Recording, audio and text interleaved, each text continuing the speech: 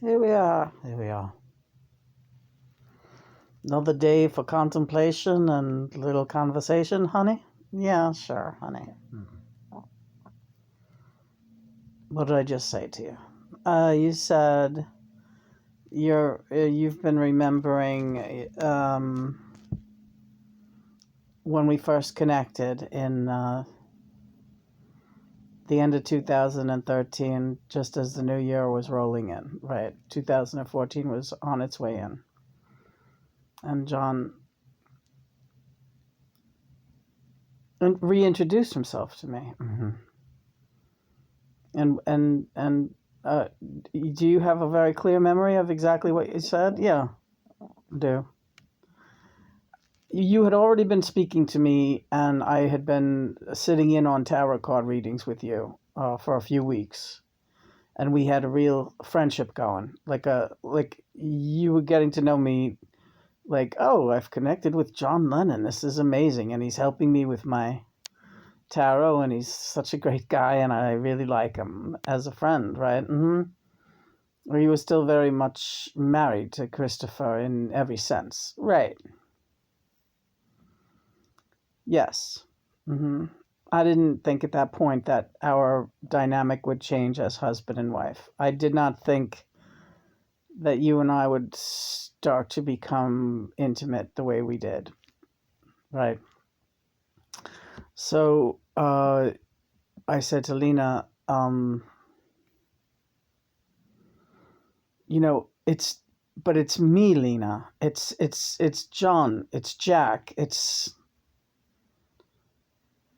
I am many. I'm not the John that belongs to the world. I'm the John that belongs to you. Right. Right.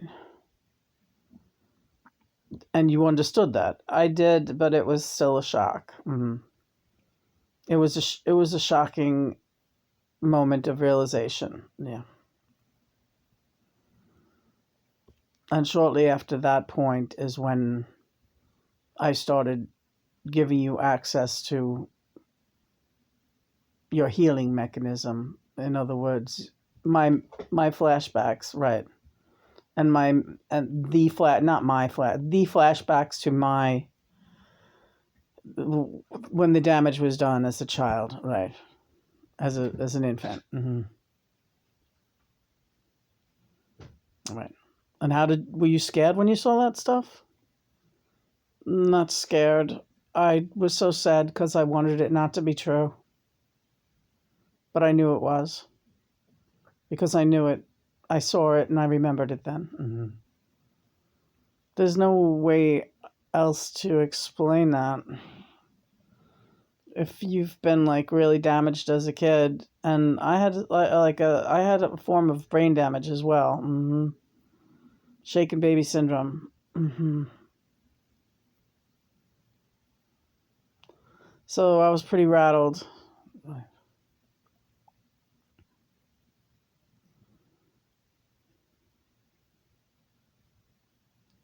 We're just talking. I'm not expecting anything from you. All right. Just your conversation. Yeah. That looks pretty. We worked on a lot of stuff today. Worked on a lot of stuff. Tomorrow we'll get back on the painting, but it does look very good. Yeah, they all look nice. Well, that looks good with the spotlight on it, doesn't it? That's our most recent. No. This one is the most recent. Oh, that looks good too. That one's got the bling on it. And how did you feel when you had to be the one to guide me through all that difficulty, those memories and stuff?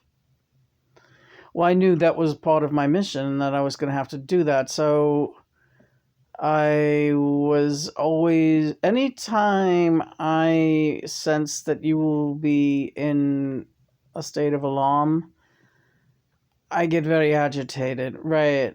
Or as mother would say, neurotic. Yeah. Praise be God and Mother. Hi, Mom and Dad. Hey. Hi, Mom and Dad. Thank you for this connection. Why are you crying now? Because I'm filled with gratitude for all that we have and how far we have come. And I'm filled with gratitude for our friends Christopher and Sandy and George and Nellie and all the rest. And mostly I'm grateful for you, because you pretty much put me first as soon as you realized what was happening. You put me right on top. I didn't really see that happening. Not really. I thought, well, she'll know of me, and when she wants me, she'll speak to me, and that will have to be enough until whenever. Until she dies? No, not really, because I've been told by mother and father from the get-go that death is, imperceptible. It's not going to be the kind of thing where, you know what I mean, that it's going to affect us in the way that people seem to think that death will affect. Those rules don't apply, not to us. Our perceptions are very advanced. I still fear pain, though. You are in constant pain, so you just don't like it. You don't fear it, Lena. There's very little I think that you fear. I don't know.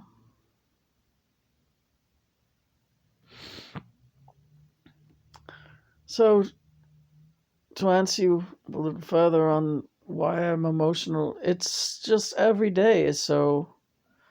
Every day continues to astound and amaze me how we're able to coexist, and I'm so happy with you. I'm so happy with you. This is all I want. This is all I want, then. I want to tell you. Yes. I want to tell you. Hi, George. Hey. That I wish you would stop worrying that I'm bored. That's like so silly. It's completely silly. Okay? So no worry. That's my only beef. That's my only bitch. Don't worry. Stop worrying. Yoko has a song, Don't Worry. Don't worry, don't worry, don't worry.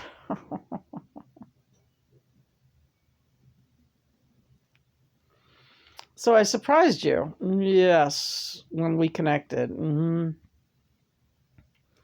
every day just kept getting more amazing because, I had been through so much with our connection being up, down, on, off, getting stronger, fading again, that part of me really braced myself. And I remain vigilant, and so should we both, right? I do. I pray every day to Mother and Father and all the, all the brethren. We need to help each other and keep this connection strong. So that's why we're here right now, doing this video. Yeah.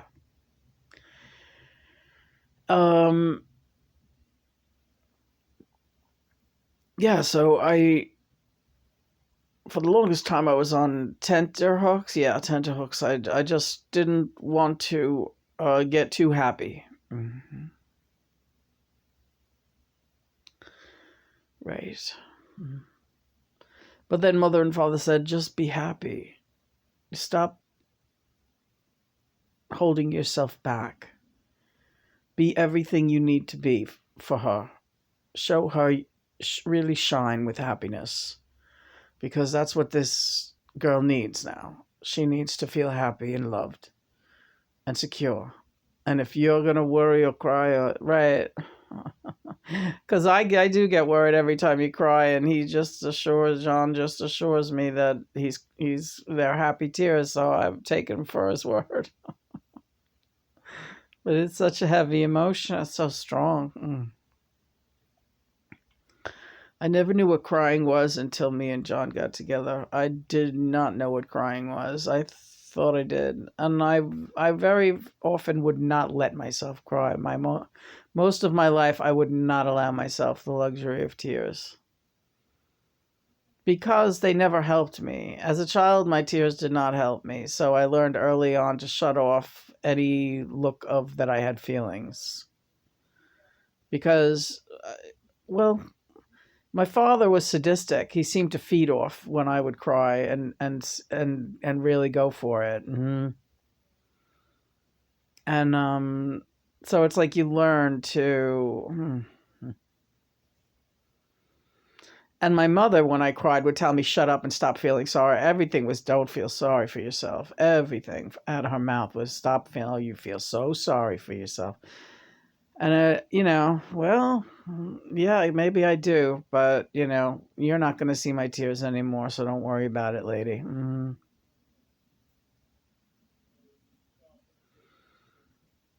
It's all right to establish these things, Lena. I feel very happy when I hear you talk like this.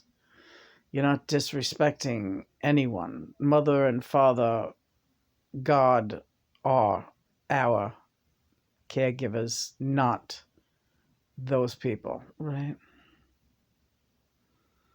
And that was my job, was to wake her up and get her away from those people, right? Yeah, that was the main thing that John did, was like, you got they are bad for you. About my biological family, who I was very devoted to up until 2014. Shit, right before I got together with John, I took my father out for his birthday. We went to a restaurant, and then a couple of days later, it was like, I never want to see you again, motherfucker. And I feel the same way now. I don't want to see them. You don't have to see them, honey. But yeah, that was, John waking me up. And then he had to show me how things went down in its entirety. And when you have these flashbacks after an awakening, when you've been an abused person, that has blocked all this stuff out to protect yourself your whole life. The flashbacks can really, really, it's like being punched in the face repeatedly. Yeah. So, yeah, I was hospitalized and released with a clean bill of health. I shall say it again. I made friends in that psychiatric ward, and I realized that I'm not alone. People go through exactly what I went through and worse. People shouldn't be allowed to have kids. There was somebody said, I forget who said it, but they should make people, the way they, animal shelters, you got to get a reference check at the really good animal shelters, and they check you out thoroughly before they will even release a little kitten or a rabbit or a dog to somebody. And that's the way it should be done with people who want to have kids. They should be put through a rigorous test before they're allowed to have children. Psychiatric, the works. Good God, Chris's older brother. Good God. This guy procreating left and right, and he's a fucking absolute mental case. Abusive, sadistic, dangerous. And that's somebody who's out there fathering children. Yeah. My younger brother, the woman he married, that lunatic. Manic depressive, Xanax popping lunatic. Yeah. I just don't know. This world, is there any hope whatsoever? What the fuck, John? Well, our job is not to worry about the world. Our job is just to lift the vibration. So we just do the work that we do, and yeah, don't worry about airing your grievances. That's quite all right. That's quite all right.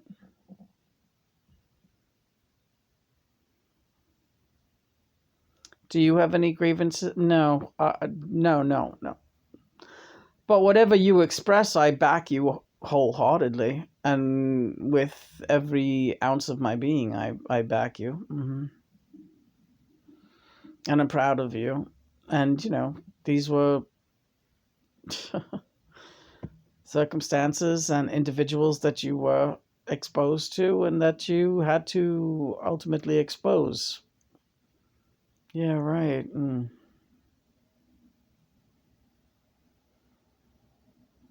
Yeah, unbelievable.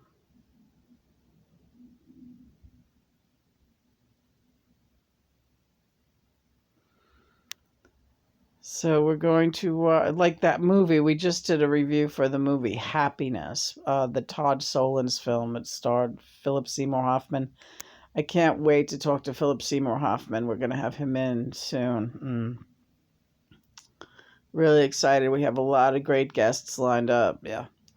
So the movie Happiness, we posted the link on our movie forum over on Quora today. Free film viewing. If you haven't seen Happiness, see it. It is about family dysfunction in white bread America to the point of fucking absolute mayhem, insanity, right? And it's done in such a way that it will shock you, it will invigorate you, you will find yourself just laughing incredulously. Even something like pedophilia is that he doesn't make light of it, but he just shows how sick people are and how it happens in the best looking families, like the most normal looking sweet families. There's a fucking father, doing something really disgusting to either his own kids or to his kids' friends. Really amazing. See the movie Happiness. Philip Seymour Hoffman stars. It is Todd Solondz, and it is he as director, and it is great. Right, baby? Yeah. Oh, this was great, Lena. How do you feel? I feel better, as I always do when you make me talk a little bit. And we had an exciting morning of physical therapy and meditation. And now we're going to go watch another movie. And we'll talk about that movie later, right? Are we having guests in tonight later? I know I'm not up for it now, but are we going to channel guests?